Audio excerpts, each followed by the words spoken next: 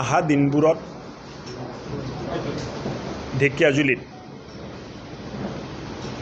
NEET পৰীক্ষাৰ কাৰণে free coaching আমি আৰম্ভ কৰিবলৈ গৈ আছোঁ।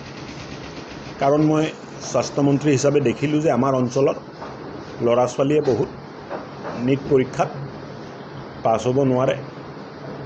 চ' তাৰ কাৰণে সুপাৰ 30 ফ্ৰী নিট কোচিং অতি সোনকালে ঢেকিয়াজুলিত আমি আৰম্ভ কৰিব গৈ আছোঁ। তাৰ বাবে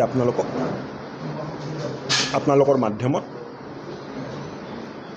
ঢেকিয়াজুলিবাসী ৰাইজক এই কথাটো জনালোঁ। লগতে এই ফ্ৰী কোচিং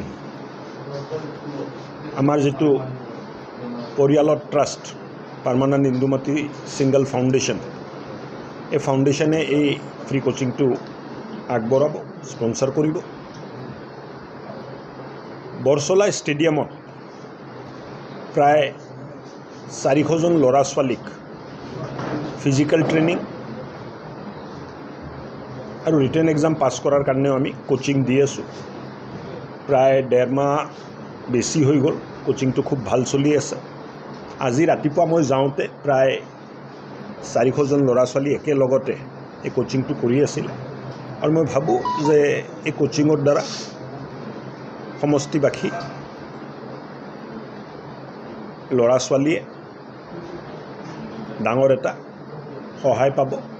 ফাউণ্ডেশ্যনৰ তৰফৰ পৰা এই কোচিং চলি আছে। এই কোচিঙৰ সফলতাটো দেখি আন বিধায়কেও মোক যোগাযোগ কৰিছিল। আন জেগাৰ পৰাও এই ৰিকুৱেষ্টবোৰ আহিছিল যে তাতেও আমি কোচিং কৰিব লাগে।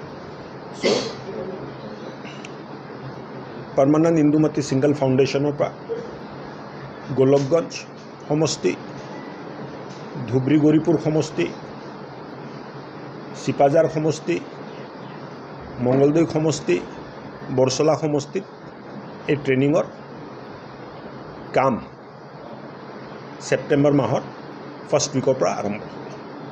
এতিয়ালৈ 5 জন বিধায়কে আগ্ৰহ প্ৰকাশ কৰিলে, তাত আমি আগবঢ়ালোঁ। বহুততো আমি কৰি দিব নোৱাৰিম, কিন্তু কিয় ইমান ট্ৰেইনাৰ আমাৰ হাতত নাই। কিন্তু 2-4টা সমষ্টিৰ পৰা আৰু যদি প্ৰস্তাৱ আহে তাতেও কৰাৰ আমি চেষ্টা কৰিম। সম্পূৰ্ণ বিনামূলীয়া হ'ব।